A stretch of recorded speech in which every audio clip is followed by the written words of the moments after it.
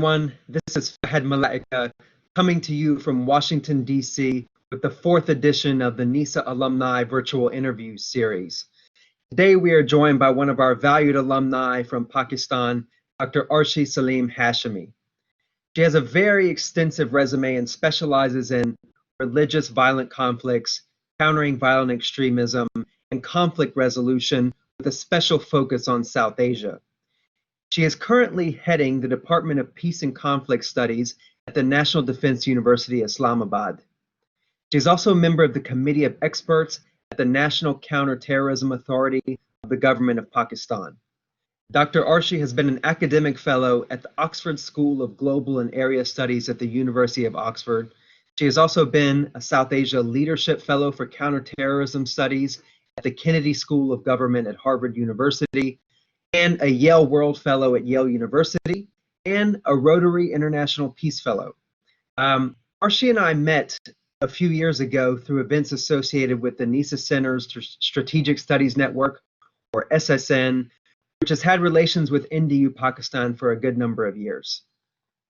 Arshi, I'm really sorry that we haven't met in a while, but we really appreciate you taking the time to join us today. I want us to focus on regional dynamics in South Asia with an emphasis on Pakistan. We have many alumni from all over South Asia, and I know that they will find this of great interest, but we also have alumni from other regions who may not follow South Asia. So we're going to start from the general and move to the specific. So that brings me to my first question for you. What are a few of the key South Asia regional dynamics or flashpoints we should all be paying attention to at the moment? Over to you. Thank you, Fahad. It's my pleasure to be here. And yes, it's a pity that we have not had a chance to meet for quite a while. But I hope that we'll again have some interaction, and maybe perhaps with my university here in Islamabad as well. Before I respond to the question, I would like to say that these are my personal views and not my organization's. When it comes to peace and stability in South Asia, I think three observations actually help define the current situation. So one is a very high level of manifest and potential violence. I mean, we are talking about a region which is highly populated, and of course, you name a conflict and you find one or two examples in each of the states that we have in the region. So it's like a very vulnerable, but at the same time, quite a happening place when it comes to global politics and the way conflicts move from political conflicts to violent conflict. So, being a student of peace and conflict studies and, spending quite a number of years in that, the way I find that this potential to moving towards violence is something that is quite worrisome, and besides its what is happening at the strategic level, the way countries they define their policy orientation, what is happening within is also very important to know.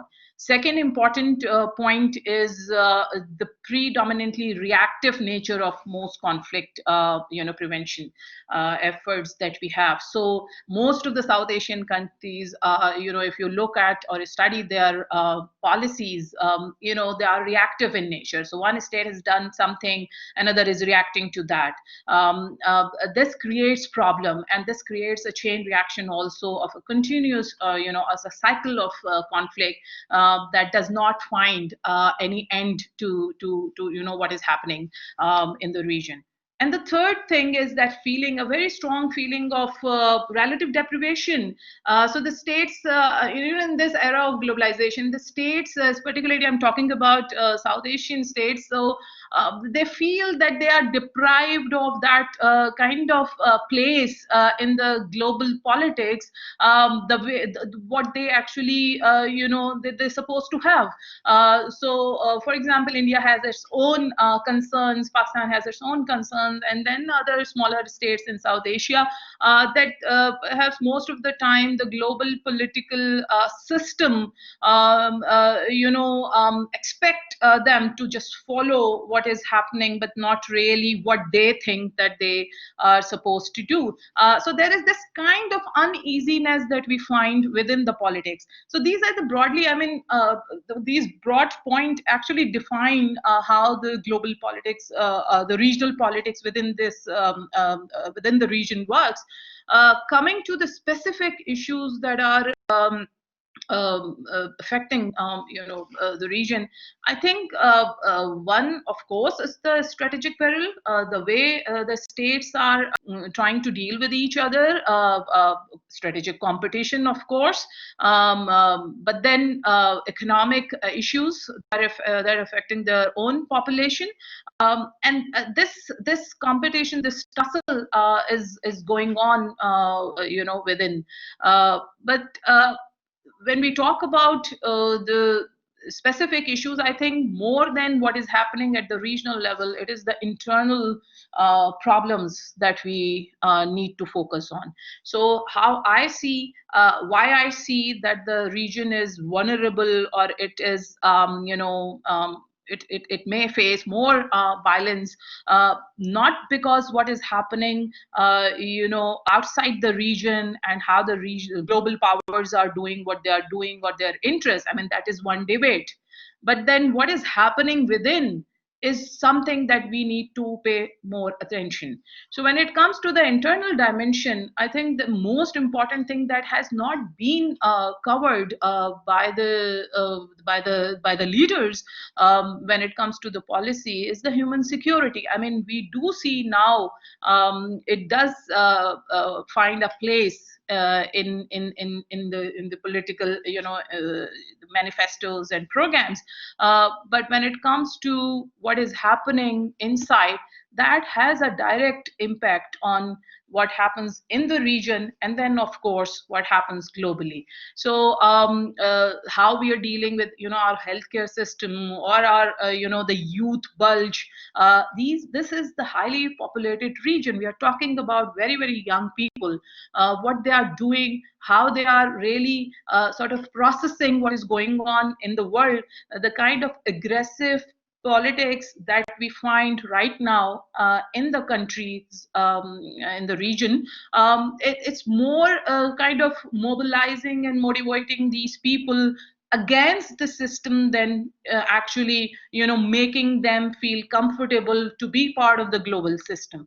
So this primarily define the internal security issues that can have the regional bearing. And of course because India is the biggest largest country in the region, the political transformation in India, especially in last 2 decades, whatever is happening, that's India's internal issue. But it may be, may become a destabilizing factor, because it may provoke other religious groups in the region saying that if they can have that institutional patronage, why can't we? So it's a kind of an internal problem that many countries of South Asia may face because of the fact that the way local politics is evolving. When it comes to the regional side, of course, the regional dimension, we can't really ignore happening between India and China. So when it comes to India and China, I think this is something which is obviously one of the regional issues that may define when it comes to the security aspect, what is happening in the region. So India and China, of course, they do have territorial problem. They do have, they did come to a point where it was seen as kind of a beginning of something that can have a very bad or negative impact on the regional security. But the way I see China, I think China has its own, policy orientation. So unlike India and Pakistan, when we have territorial problem, and when we reach to a point where there is no communication, or there is no issue being discussed, or any step being taken towards peace, all other things also stop at the same time. So for example, if there was trade or anything that was going on, it's like linked with each other. In case of India and China, it's not like that. I mean, China has its own economic diplomacy that is not just specific to India, but to the entire world. The way China deals with the countries, and the way China, engages with the countries, even having issues in the security sphere or otherwise. So China and India, when I see, the issue, it is one of the important issues. It has its own significance, but I don't see it as transforming in the near future as in something which may threaten the security of the region, to the extent where we would be worried about. I mean, China will find out a way, and of course, India would be willing to engage with China more to come up with it. The next important thing is Afghanistan, and I think the whole world is now, focusing on the way peace agreement was signed, and what is happening in Afghanistan, which is a good sign. The way they are moving. How I see it being a South Asian living here, and Afghanistan at my doorstep. Obviously, being Pakistani, my concerns are what exactly is going to happen after this whole setup is in place. So we are more concerned about the intra-Afghan dialogue and the setup that is going to take place. And I think it would be premature to say anything how it is going to evolve in, but we hope.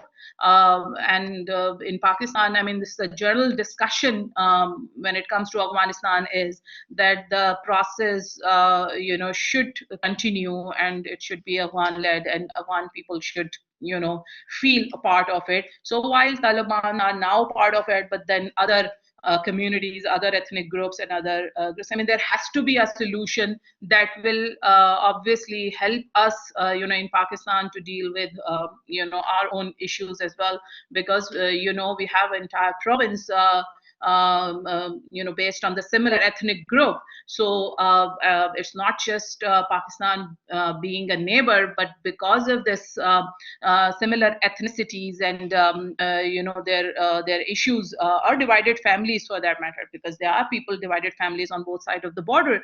So how we are going to do that? But we are hoping that things will be at least in the right direction, if not completely settled, but there will be something. So it's more about Afghanistan's local or domestic politics that we are concerned, and that will help, that will define the South Asian security also.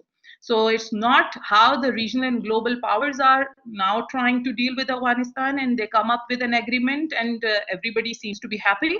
But what exactly is going to happen in Afghanistan, that will be the defining factor. How concerned we as neighbor would be, or other countries, how they would be dealing with the groups, or the past Afghan history is full of occasions where even after agreements and all, things go out of hand. So this is something I think. So overall, still I would feel that each country in South Asia, I mean, we've got 8 countries now, including Afghanistan. I mean, our top priority must be internal security. Our top priority must be human security. And if we manage that, that will reflect in our regional and global, policies and our place in the world. Thank you, Arshi. That is very helpful. And in fact, that is a really good segue into my next question, where I want to link what is going on in Afghanistan with Pakistan internal issues. So how might the rise of the Taliban in Afghanistan as a result of a negotiated settlement impact the role and influence of religious political parties within Pakistan? Over to you. Yeah, it's an interesting question, and obviously people, generally speaking, people tend to see the one side of the picture, that Pakistan is a Muslim country. There are people who are, the level of religiosity is high, and people are, practicing Muslim, majority of them. So obviously, the way their worldview is based on, what their religion tells them. But when it comes to, it's very interesting, because when it comes to the politics, the local politics, if you look at Pakistan's history, especially political history, you will find that no religious party has ever got majority, simple majority, or even level of seats where they can have government, at any point of time, at the national level.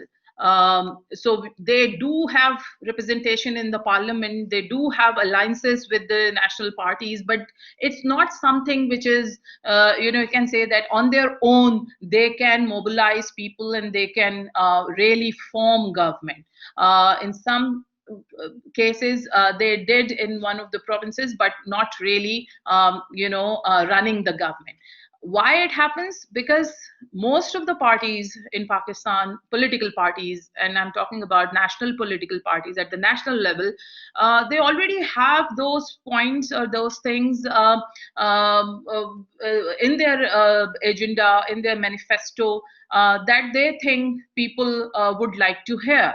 But when it comes to what they would like to hear, a local Pakistani is more interested in, yes, a bit of a conservative worldview, but at the same time, today's politics is more about economic issues. So even the two main religious parties in Pakistan, the Jamiat-e-Ulama Islam and the Jamaat-e-Islami, when they hold their rallies or any political meeting, they come up with the daily issues that people are facing, because they know that people want to hear more about that. And even if it's an anti-government rally, they want to highlight those issues than this broad worldview about Islam's position in the world and an Islamic system or Ummah and Muslim community and all these things, which have been quite fashionable in the 80s and early 90s also. But now, the local political scene is more about, how good you are representing the local people when it comes to their issues. Most of the political parties in Pakistan, they are, right of the center. If they are not,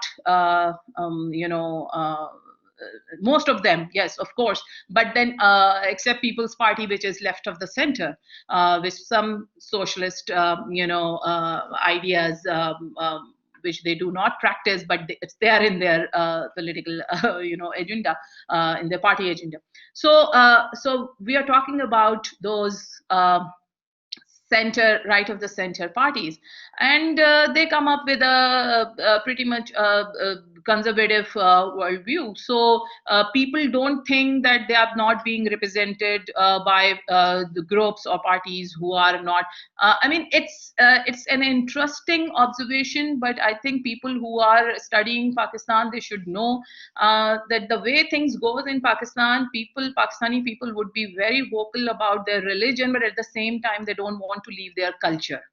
And the culture is very obviously based on what we have, the South Asian culture, the way it evolved. So it's, if anybody comes up, if people thinking that a Taliban type regime would come and say that all those things which you are doing culturally, you have to stop and you just need to follow, people would not vote. And that is why they have never voted a completely a pure religious party, because they know that they will have to follow whatever they demand them. So when it comes to the politics, they want to continue with the culture and religion, and I don't see people would be, but of course we may see a street power of the religious parties. But then we're talking about over 200 million population. So if a religious group, manage 50,000 people or 25,000 people or 100,000 people, that's not the representation of the entire population. The election results and who sits in the parliament or form government is completely different. So the mood has changed in the country. It's more about economics. And whoever will talk about it, people would go after him or her. Yeah. Thank you, Arshi. So that is another good segue into my next question, which touches on the economy. What is the current progress of the China-Pakistan Economic Corridor, or CPEC, and how is it impacting infrastructure development or facilitating regional trade? Over to you. Yeah. So CPEC, China-Pakistan Economic Corridor, is generally, regarded as, favorably in the country. So a general public opinion is something that, okay, this will bring help, when it comes to infrastructure development, because infrastructure is something that, that has an important position when it comes to the political party's agenda also. So whether you have access to road, whether you have electricity, whether you have access to water, how many tube wells or water reservoirs or dams, all these things do come when it comes to the local politics. So people are generally favorable, and they would like to know the way it is taken in Pakistan. That as we know, there are two, three main areas where we see more progress. So one is the energy project, which is underway in different parts of the country. Of course, in collaboration with China. So, and that includes the coal and hydropower projects, which is one of the things that, as one of the basic demands and requirements of the local people. So wherever, whatever the CPEC routes, in the country, wherever there is this development going on, local people are more interested whether this particular project is bringing them the energy or water, facility. So it is more translated into, they are, of course, we know the regional and global dimension of the entire project and Pakistan's importance in that and how our relationship grows with China.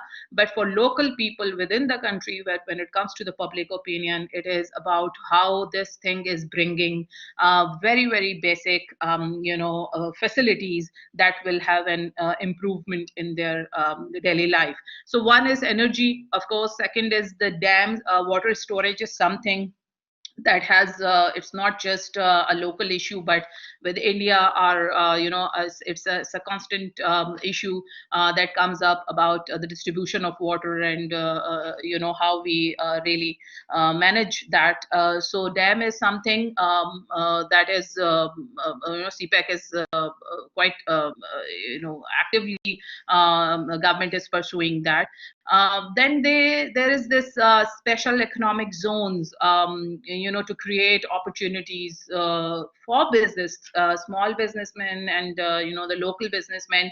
And the idea is to elevate poverty in KP, the Khyber Pakhtunkhwa province that borders Afghanistan, and Gwadar, which is in Balochistan.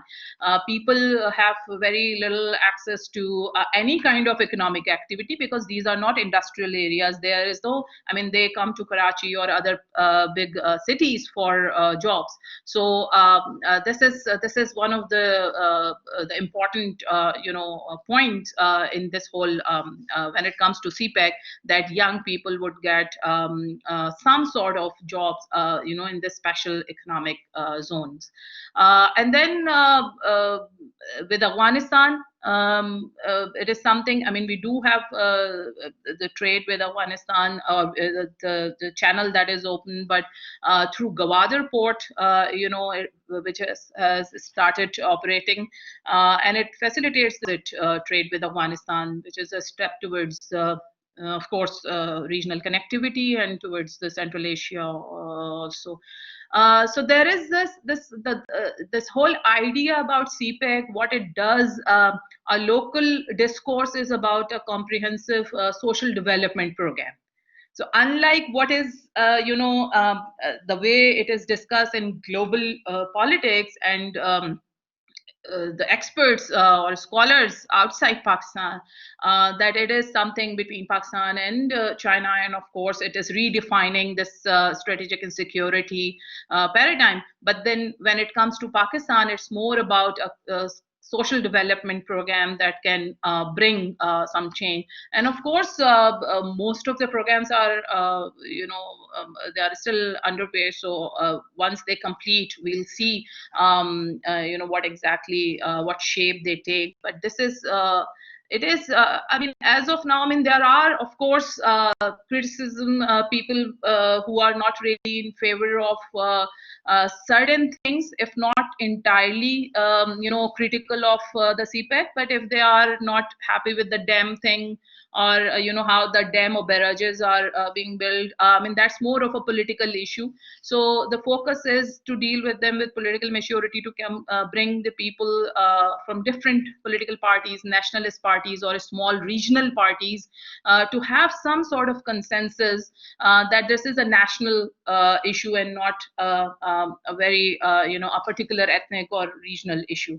So this is part of our political discourse, and but overall it seems that it is taken as a national project, and more as by common people as a social development thing, that they have some facilities at the end of the day, they will have some jobs and access to water and electricity. Thank you. So my next question is, are there any potential openings for resumption of normal relations between Pakistan and India under the prevailing climate? Over to you. So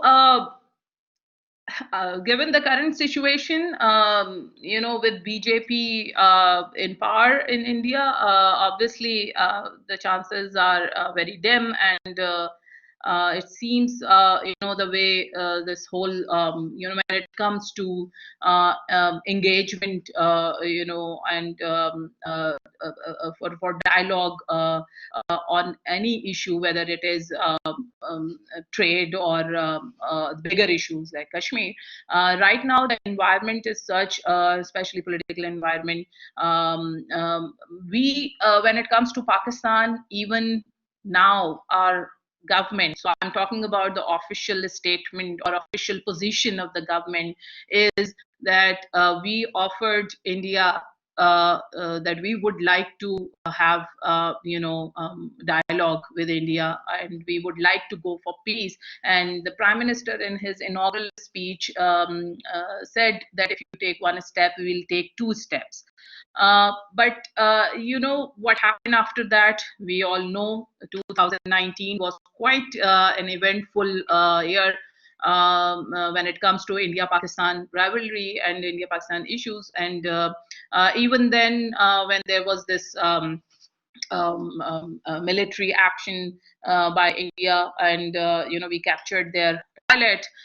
Returning the pilot was also a gesture, and it was the Prime Minister addressed in the Parliament that we are doing it, although the public opinion would be against that. But people are feeling really angry, but we are doing it because we would like India to engage and to so it's a peace gesture that it was highlighted by the Prime Minister. But I think the overall mood, as I mentioned earlier also, the political transformation that is going on in India and the way things are moving for its own domestic consumption, they are doing the certain things which other countries may not have any objection. But if those policies have repercussions, for the region, then of course I think it is the time that an international community at least look into that. So what exactly is happening? The way we have handled our situation, groups within our country, as part of war on terror also, and the actions taken against the extremist organizations, and multiple military operations against the Pakistani Taliban and TTP. We have dealt all those different groups, and trying to come out of that to not to have that kind of religious mobilization, in the name of in the name of religion, mobilizing people for political interest. So what India is doing right now is exactly, it's on that path, and this has affected not only its own country, but I would talk about how it reflects. So people who in our country or in other countries who feel angry about India, or about what it has done in Kashmir, they feel that they have to really react to that. So it becomes really vulnerable when it continues, the way it is continuing now. So this is one thing, and it seems that if you look at Indian media, the entire local politics revolves around Pakistan. So if people who disagree with Modi government, their own people, they are tagged as Pakistani agent. They are tagged as that they should go back to Pakistan. So it seems that the environment is such that is more based on right now is more hostile, and I don't know what happens next, and whether there will be a review of the policies by the Modi government to engage with Pakistan, and although we had this policy, this thing when we agreed on Kartarpur border, and allowed the Sikhs to come to Pakistan, and because that's their sacred place, and the special arrangements are made. So efforts are being made that if India is willing, even now what happened in Kashmir, even now what they are doing right now in Kashmir, we have our own stand on that, and we have our own position. But if they show some willingness, even now the Prime Minister says that we would like to go for peace, and we would like to engage more. But let's see. But it seems that right now India doesn't seem to be interested, or maybe it has its own domestic political challenges that they are not really very forthcoming. Thank you, Arshi. So that brings me to my final question, which I realize is very open-ended. We're about 2.5 weeks away from the next US presidential election. In your own estimation, how is Pakistan or other countries in South Asia, if you would like to speak to them, how are they preparing for a potential Biden administration or even a second Trump term? Over to you. So I think I can talk about Pakistan, and of course, when we talk about South Asia, of course, India already has very good relations with Trump administration, so they would like him to come again. I don't know, but when it, as far as Pakistan is concerned, given the nature of the current U.S.-Pakistan relations, I think Pakistan is looking forward to an administration that should engage with it, not just in security sphere or Afghanistan, but also see Pakistan as a vibrant country with significant role in the region in other areas also. So it's like a country which has many other potentials where a country can can be engaged and play its role. So this focus on we are important because Afghanistan is there, or because there was war on terror was going on. We are looking forward that to an administration which can really see us in a very broad, framework. And one of the concerns, of course, in Pakistan is Modi's closeness to Trump administration, and whatever in the last few years, the policies, U.S. policies, had some sort of, it is the perception in Pakistan that U.S. policies were really influenced by, India's worldview, or India's, opinion about Pakistan. So this is something which is a very strong perception, and we look forward to an administration that is independently making its policies, and Pakistan would be more interested in a relationship that would be based on mutual interest and not entirely driven by Indian perspective. So and I think that will help us strengthen our relationship, because US is already engaged. It's not like completely sort of a disengagement with Pakistan. So when it comes to aid in or different assistance in education or health, these things are going on. Students, they would like to go to US and study. So it's not something that is some new thing has to be created. It's just that last couple of years there is a very strong feeling within Pakistan that U.S. Policies are being, driven by what India thinks and what India's perspective or writings or their scholars' worldview and all that. So we would like, if Biden comes in, we would like him to engage with Pakistan with an open mind, and taking Pakistan as a vibrant country. Arshi, thank you so much for your time and all of your candid insights. Really, you should know that we are very proud to count you among our alumni ranks, and we hope that we can call upon you again for future sessions. To everyone watching from home, we wish you happiness, safety, good health, and prosperity, and we thank you for taking the time to join us today. Take care and see you all next time. Thank you. Bye-bye.